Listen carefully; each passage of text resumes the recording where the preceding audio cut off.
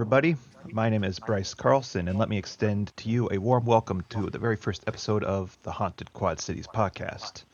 For our inaugural episode, I want to welcome someone who is somewhat new to the paranormal scene here in the Quad Cities. He is the do it all man of Spectre Investigations and Paranormal Society and has made a profound impact in a very short amount of time, and he is someone that I can proudly call a friend and brother. So please welcome Alfredo Mancilla. Oh, thank you, Bryce, for a lovely introduction.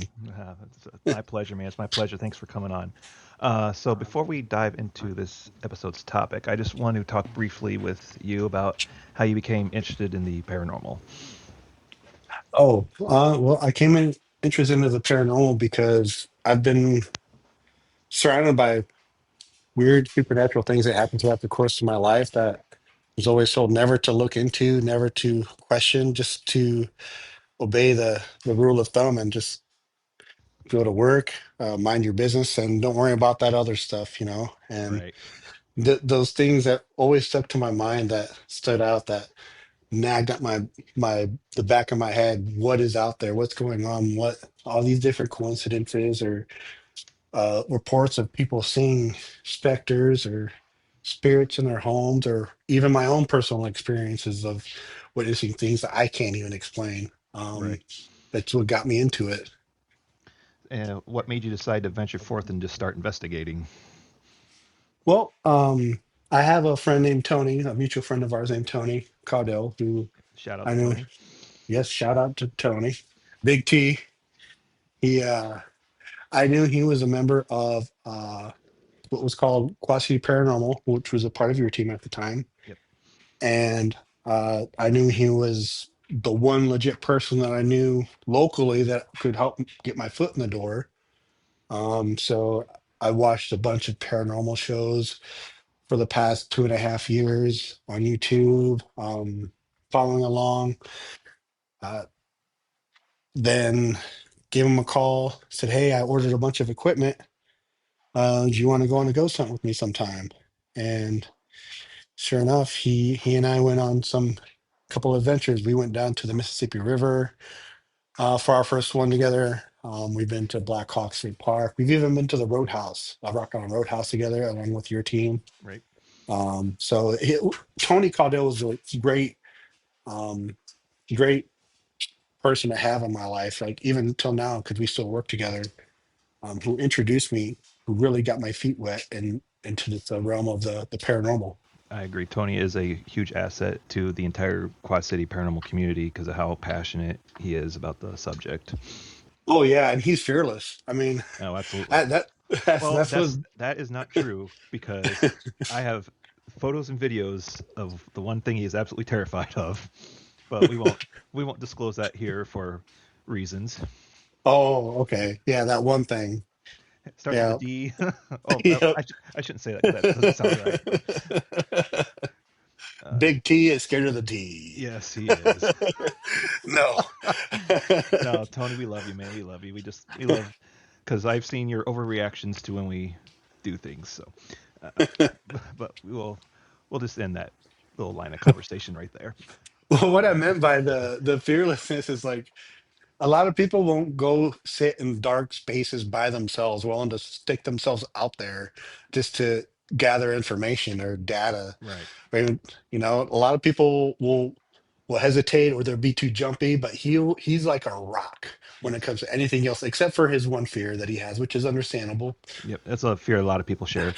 You know, But yeah, I do 100% agree. I've known Tony for over 10 years. I've investigated with him for over 10 years.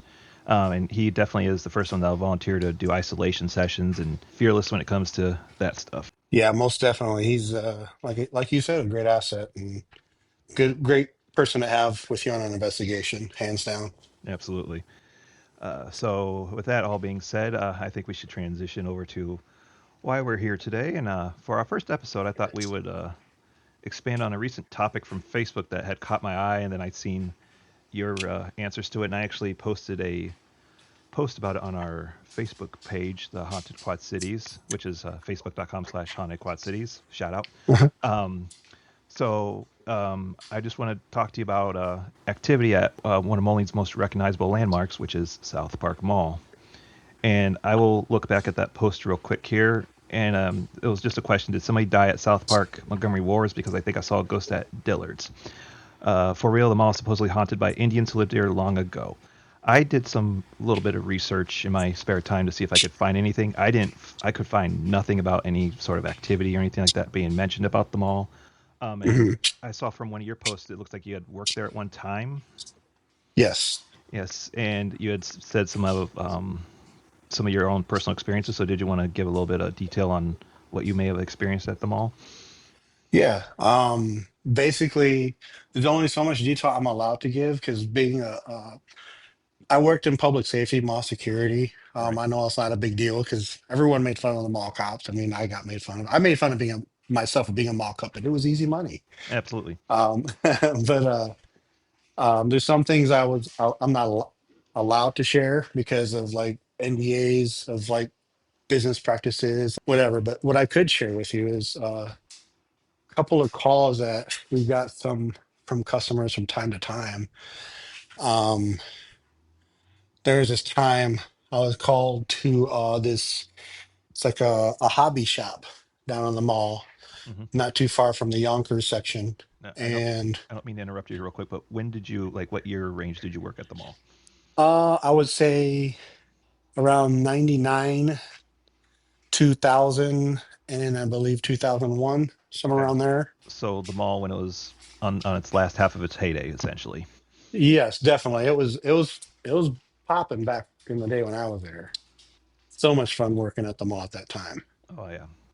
We would get So this one time I get a call from someone from one of the hobby shops down there, down by Yonkers, kind of by where Victoria's Secret. Sorry, I don't remember the name of it off the top of my head, but she would call, got a call one night after closing, and she said there was someone still in the store, and she had already had the gates closed, and she was in her back office, and she had locked herself in the office, saying that there's someone in the store. She was asking for security to come to check it out. I show up and she unlocked the gate. I was noticing there was no one in the store at all, and she raised the gates. I walked in. I looked around. She says she was at the register at the counter before going to the back office, and Hmm. she heard a loud crash, like an item fell off the shelf. I don't remember what the item was.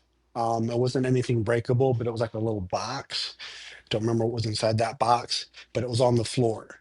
Gotcha. And picked it up, placed it back on the shelf, and never fell off again.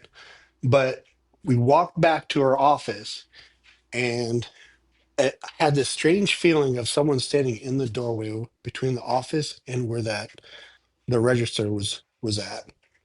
And you'd hear hangers rattling a little bit, and I would look to see if it would be the AC or something. I couldn't tell. I wasn't an investigator back then. I just Right. blew it off like, oh, it's just your imagination, or oh Uh, yeah, I've heard of rumors of 100% the skeptic. mall. Yeah. I remember hearing rumors of the mall being haunted then. I didn't quite believe it at the time, because I heard it was farmland at one time. Right. I've heard it was Native American land at another time, and Hmm. um but that night was stuck out on the back of my head when I heard about this event of people claiming of having hauntings at the mall.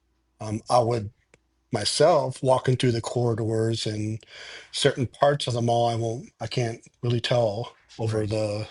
So I don't want people showing up to those places, you know, trying to investigate themselves because they can get in trouble for doing that. Absolutely. Because they don't allow any recording devices in the common area, no type of like camera, or they don't let you do anything in the mall. Pretty much, you Hmm. can get escorted out. So, Right. um, trying not to make problems for them. That's fair. Um, but I think the strangest things that ever happened to me were from the people that were living there, that were alive, not living at the mall, but the Oh, I patrons that would visit. yeah. Right. Yeah, there were some unsavory people that you'd be surprised that are walking among us that we pay no mind to. Oh yeah. Well, it's funny because like I'm born and raised Quad Cities. I've gone to the mall my entire life. It's like I never heard any rumors or anything about the mall being haunted. I've been into the paranormal since I was a child. Mhm. So like even hearing that there's like rumors of paranormal activity, like it was almost like shocking to me. It was like, oh, I want to start looking into this a lot. And like I said, like you start doing research and there's like nothing mentioned, no internet posts, no newspaper articles, nothing about it. Well, I know walking the hallways at night by myself sometimes would feel, man, I really wish I was an investigator then. Because now that I'm thinking about all the times that I felt off working there, like Hmm. when I'm walking down the corridors, and hearing uh something fall from the ceiling onto the floor. It would sound like a wet tap, like water, and there'd be nothing there. Hmm. Um, Peepers. I would always see people peeping out of the corners down corridors. Like Hmm. I would walk down there, I would think I'd see someone, and there would be no one there. That happened quite frequently, and that was between where the security office was at the time, which isn't there anymore, and what was that? That photography store, kind of Okay. down by the end where Montgomery Wards was at the time. Right. I know where you're thinking. I just can't think of what it was. Yeah. When you were, did you have a lot of like people that would like try to stay after hours, sneak around, whatnot? Um, every once in a while we get people sticking around to like park in the parking lot for makeout sessions or Right. stuff like that. But as far as like people trying to break into the mall, there was this one time um there was a B&E that happened there. I can't say, I'm not allowed to say which store, but yeah, there was that one time, but it was very frequent that that would happen. People try to get into the mall Hmm. before or after hours like that. Gotcha. Yeah. So did most of your experiences happen after the mall was closed? Yeah, yep. Um, Looking back now, I would say that would make perfect sense because of all the energy that built up throughout the day. Depending on the time of year it was, um, just all the energy that that land would soak up. I mean, whether if it was haunted or not, just all the energy that goes into that place at one time, leaving Hmm. its mark. I mean, there was a lot of traumatic stuff that happened there. There's a lot of good stuff that happened there, and there's a lot of traumatic stuff that happened there that wasn't even in the paper. Well, I mean, and I saw, I don't know if it was 100% confirmed or not, but there were some deaths on that property even after the mall was built. I don't know if you can confirm or deny that, but that's what I've heard or read. I think I did read in one like newspaper article that like someone was found in the parking lot that was deceased, but I didn't know if anyone actually passed in the mall itself. All I can say is they can only be pronounced dead at the hospital. Fair enough. So whatever happened, that's all I'm legally able to say. But Fair enough. Fair enough. It's one way to neither confirm nor deny what actually yeah, happened. but uh, finger on the nose, I'm with you guys. Okay. Okay. That's one way to do it.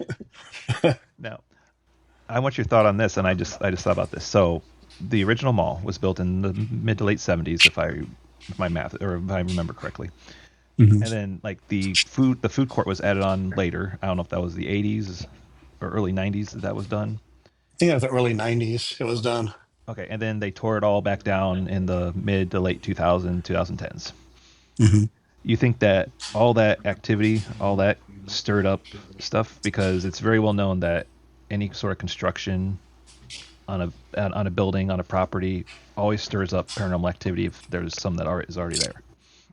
Oh, without a doubt. I mean, just all that energy in that place. Like even going into work, uh, things would be tense because I would not know what I was walking into. Not just for the safety of the public, but like just the vibe you get walking in there. I still get that sense of like eeriness when I walk in there, And that of nostalgia when I walk in there. It's like, man, like the mall.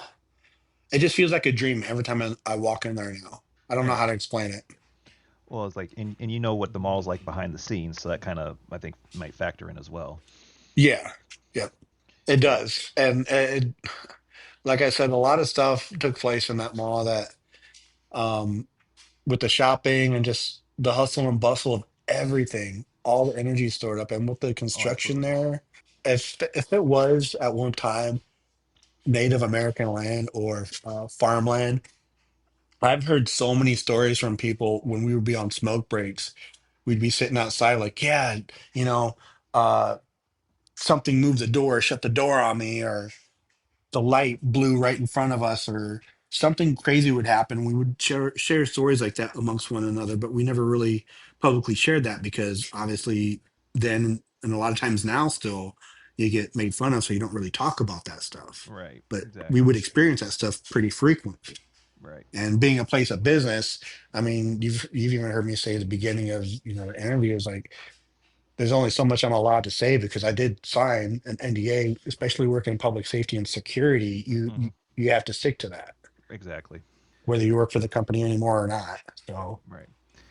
And anybody that's listening to this that is not from the Quad Cities, like I would consider what is it's a dead mall essentially right now anymore. very dead. And like I don't mean like death as in like dead people. I mean like there's like it's just a shell of what it used to be.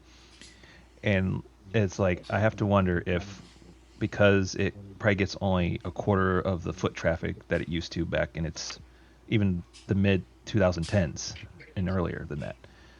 The energy is going to be dropped off like significantly because of the less people. Like it makes you wonder if there is paranormal activity there. Like how intense is it compared to like say mid 90s, early 2000s when there was thousands of people a day that would go through there compared to just several hundred. I think if people about our age, in our age group, were to go there, that used to go there, will will be taken back. They'll feel that energy there, Hmm. no doubt, of like nostalgia of like, Oh, man, absolutely. you feel the sadness, and you start to feel it tug on your emotions. And for me anyways, when I'm there, it hits really hard. I don't know if it's because I'm sensitive to that stuff or because I work there, but it feels like it draws you into like memory lane. It's like, man, you wish it was the way it used to be, but it's not. And it feels like it feeds off of that, and it feels sad, I to be think you honest. I think you hit the nail on the head there because I think that's like when I go there I don't feel nothing but nostalgia and I think that might override anything like feeling paranormal wise because like Yeah, every time I go there I walk in I'm like oh Garfield's was right here, oh that was where Gilligan Travelers was, oh look Montgomery Ward Hardee's was right there, Annie Ann's Pretzels is like every time I go to the mall I think all these things and I get nostalgia feeling missing how great the mall used to be and then maybe that overrides any of my sensing of activity that could be going on around. exactly. And then that's the feeling I get every time I walk in there. And then I start remembering the stories that the the general public weren't aware of, Right. or the stories that many of us that worked at the mall were aware of that we shared with one another. It, it's all encompassing, and it's hard to tell whether if it's actually paranormal or if it's nostalgia. But for me, I feel it's a combination of everything all at once, and that makes her a possibility of something going on there. Absolutely. And it's like, and it also makes me wonder how many people, past employees that work there over the decades, and they experience something and they've never told the story, or they've kept it to themselves, or like they just forgot about it. It's like it makes you wonder how many people actually experienced something in that mall and they just never revealed it to anybody. Oh yeah, I hope they hear this or catch wind of this podcast, and they take on that challenge. If they've experienced something there, say something. I legally can't say much, but like I know there's stuff out there that can be said, that other people's experiences that I feel like are credible, and I hope that they hear it and they want us. They're comfortable with sharing their experiences with you. Oh, absolutely. And I hope I will be posting this on our Facebook page. If you've experienced something, leave a comment. That's all I can say. Leave a comment.